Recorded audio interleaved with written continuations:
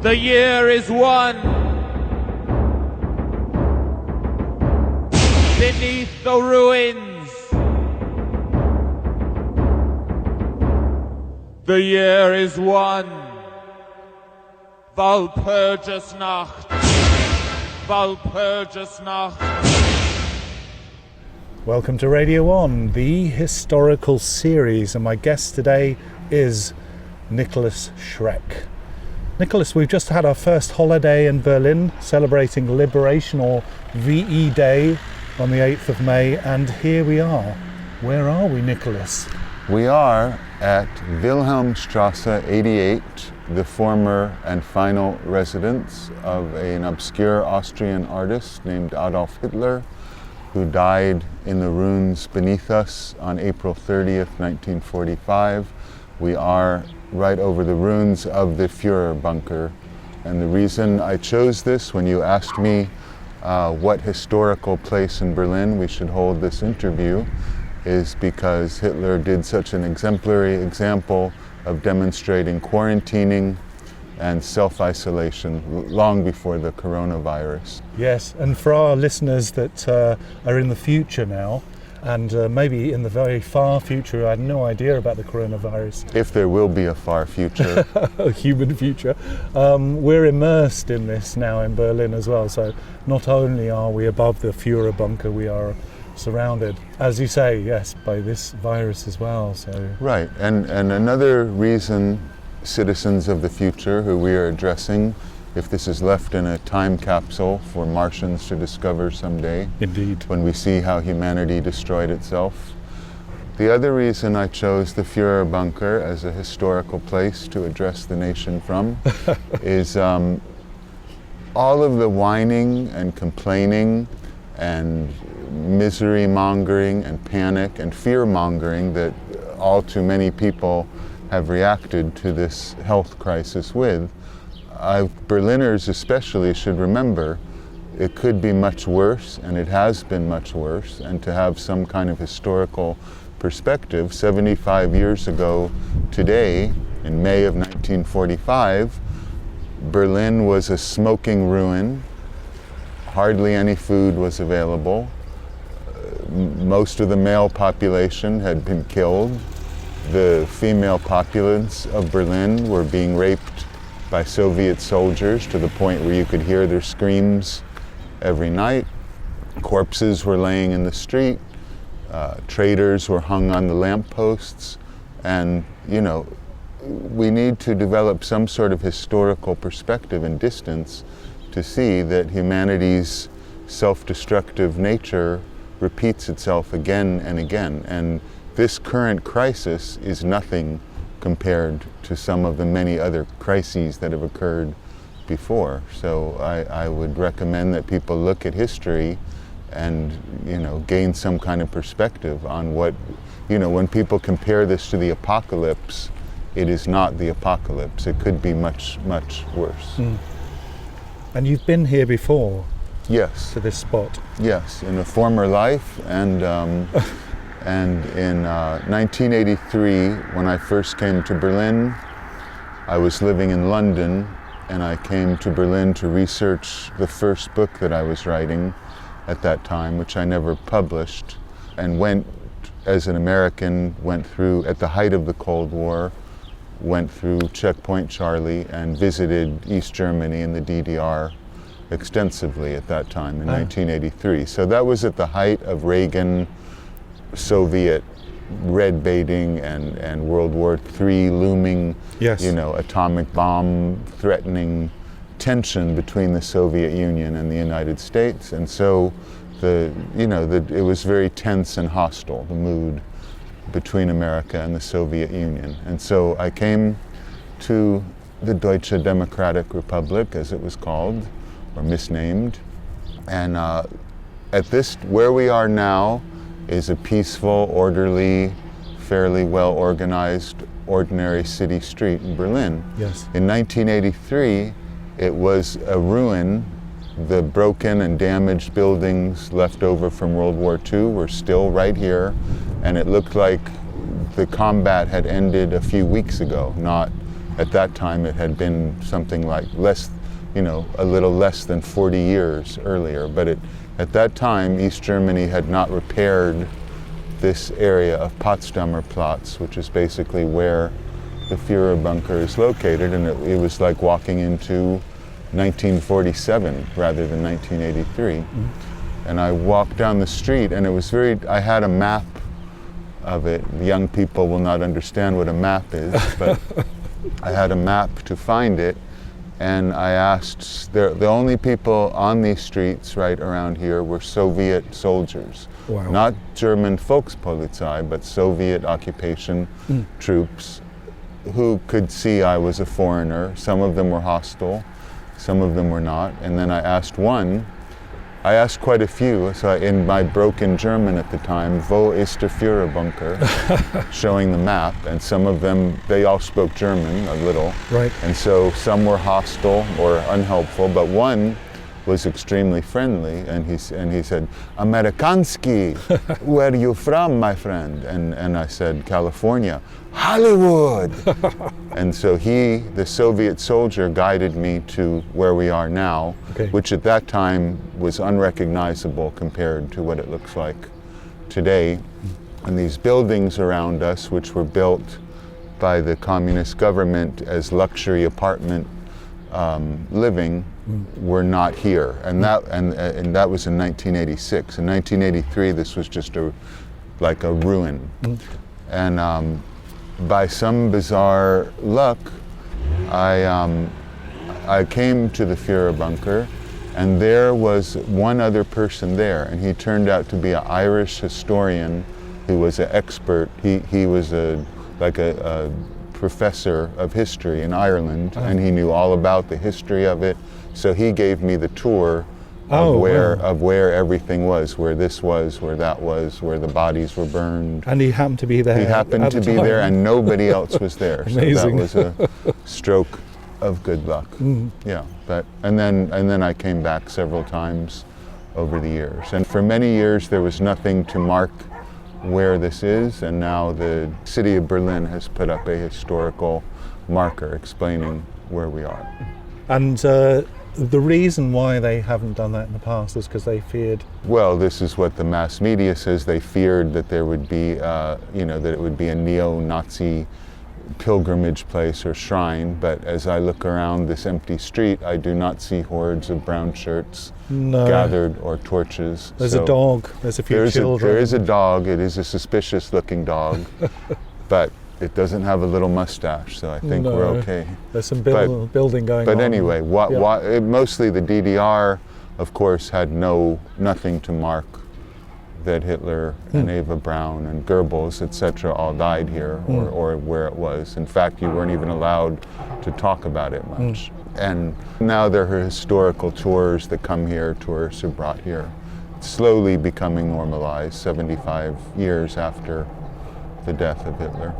I mean, the area itself is just housing blocks, right? Isn't it? There's nothing unusual or anything about it. No, it could be anywhere in the world. There's nothing even vaguely interesting about the street that we're on. But of course, not only was the bunker here, but the Reichschancellery, which Albert Speer built for Hitler in a record-breaking 1 year, this titanic building that represented the coming to power of the Third Reich. So that was all here too, and that was blown up by the Soviets a few years afterwards. But they didn't try to blow up the bunker then, or? Not in 1945. It actually wasn't blown up completely until 1986, when these buildings that are around us were constructed. There are still some areas which you could theoretically get into. But it's not possible now then? No, it would be extremely dangerous. It's falling apart. It has been blown up.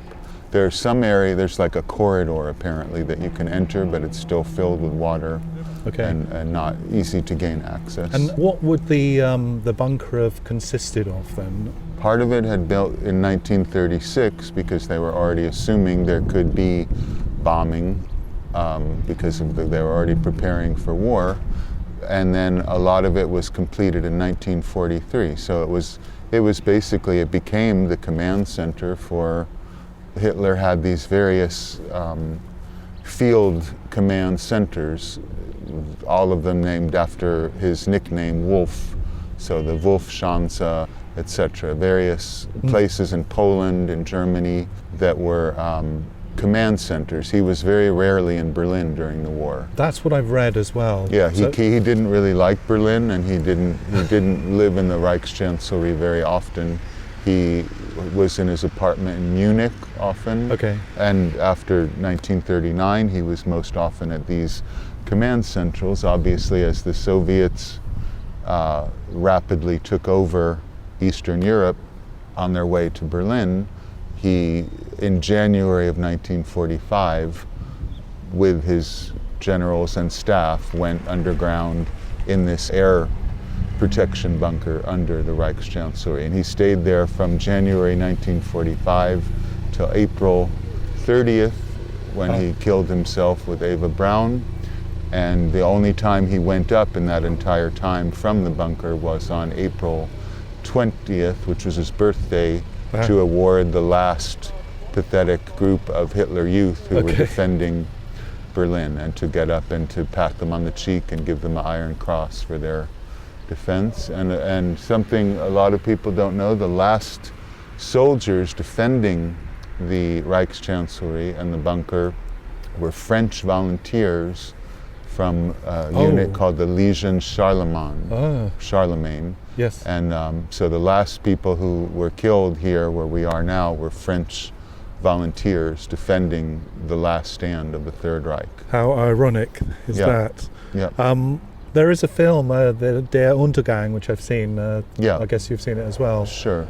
From what you've said, it does seem to be based on some kind of truth. Yeah, the film is basically historically accurate, but of course, Bruno Gantz's performance, in my opinion, is very exaggerated and over the top and reminiscent of, it's a little more nuanced and subtle than the portrayals of Hitler in American propaganda films of the 40s as the, chewing carpets and screaming and yelling, but, he definitely was in a very bad physical state. He had Parkinson's disease. In 1945, he was being treated by a quack doctor named Dr. Morel with amphetamine and all kinds of quack cures, bull testicle fluid, and so he was in a very bad state. His hands were shaking. He was, he probably would not have lived much longer in the physical state he had been since the bombing attempt on his life by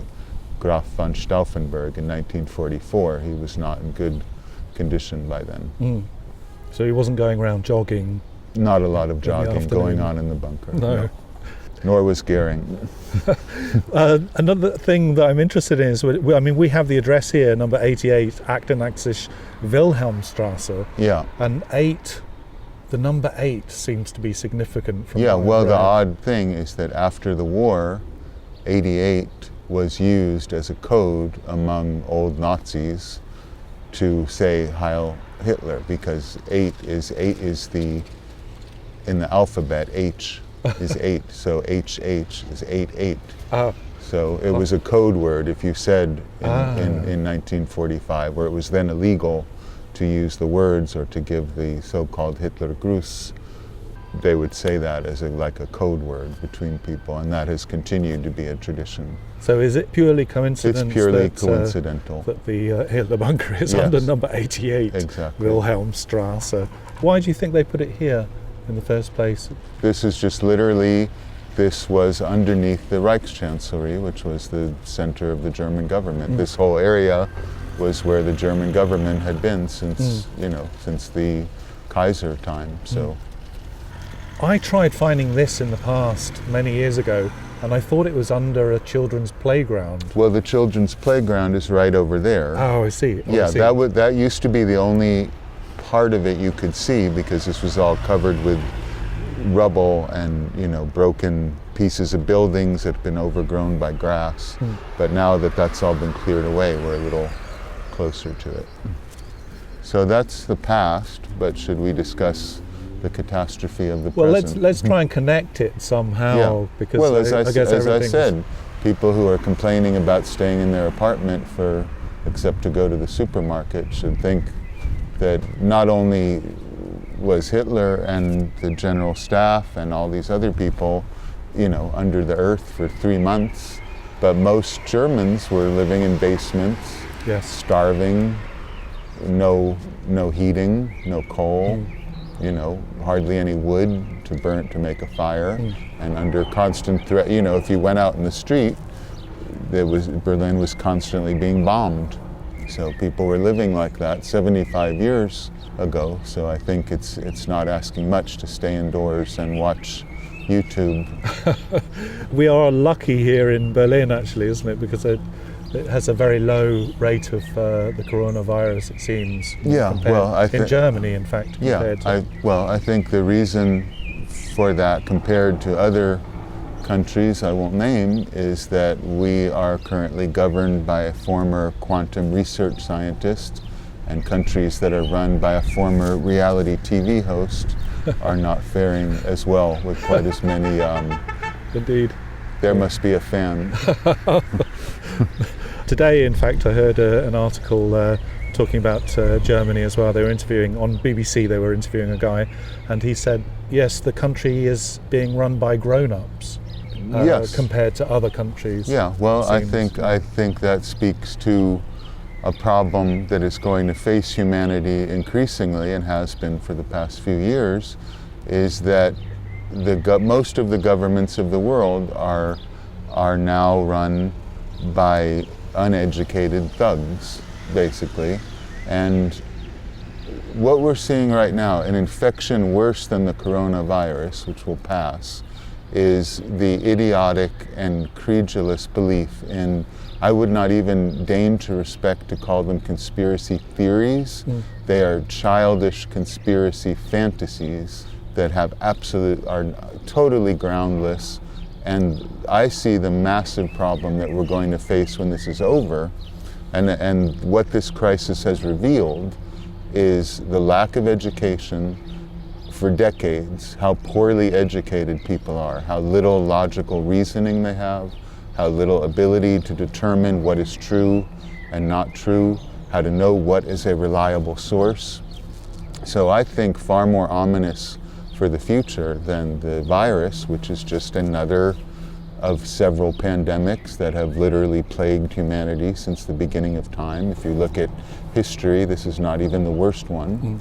The main problem is this increasing mainstreaming, and again, to call them a theory is to deign to give them even the slightest respect that they don't deserve. So I think that is the most disturbing thing that we've seen here, and there is no cure for stupidity. That's the problem. As far as conspiracy theories are concerned, which particular? Well, there are so many. Even to name them is to dignify them in some ways. They have absolutely no basis in fact whatsoever. So I mean, the basics are that this is a man-made disease, that it is, in the words of a recent moronic documentary, a plandemic, that this was planned by dark, sinister forces.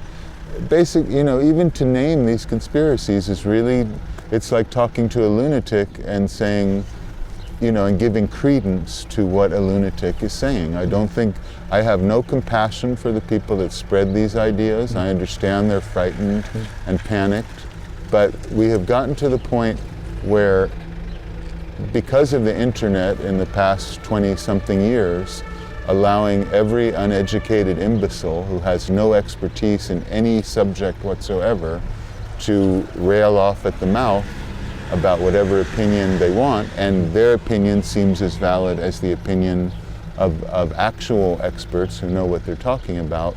This has eroded human knowledge and human understanding of science and reason to the point where we have entered what I predicted decades ago with Radio Werewolf in the 80s, a new dark age. And we are in a dark age right now, where science, education, expertise, knowledge is really like falling apart. It's ignored and neglected, and emotion, feeling, I feel this way, is more important than these are the facts.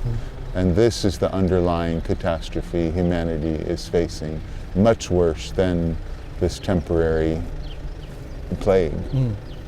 And on a positive level, can you see anything positive come out of this? Well, on a positive level, personally, I can't be completely positive about it, but for artists, for musicians, for writers, speaking personally, I cannot understand why any of them are complaining about this at all, because other than, of course, that we can't perform or connect to an audience, you have time now to write 15 symphonies, 18 novels, 3,000 paintings. Anyone who is truly an inspired artist should be very happy to use this opportunity to create undisturbed by the machinery of capitalism. You should be able to sit there and create. So it makes me wonder about the artists who are whining and complaining about this. Why are they really doing it? Is that they are only doing it for ego approval or to be applauded, or do they actually want to create art? So that is, speaking personally as someone whose main concern is my artistic endeavors, I don't understand why this. I would say that's a great opportunity, and hopefully a lot of music, novels, art, etc. should come out of this endeavor. Secondly, on a spiritual level, which I understand and which has been made very evident by this, is it's obvious very few people have even the thinnest inner resources whatsoever, to a degree I would not even imagine. And as a spiritual teacher, I encounter people who are at least interested in their inner life or the spiritual world or the life of the mind or of consciousness. And for spiritually minded people, this is also a golden opportunity to use this as a retreat to explore their inner world, to understand the spiritual life, to meditate.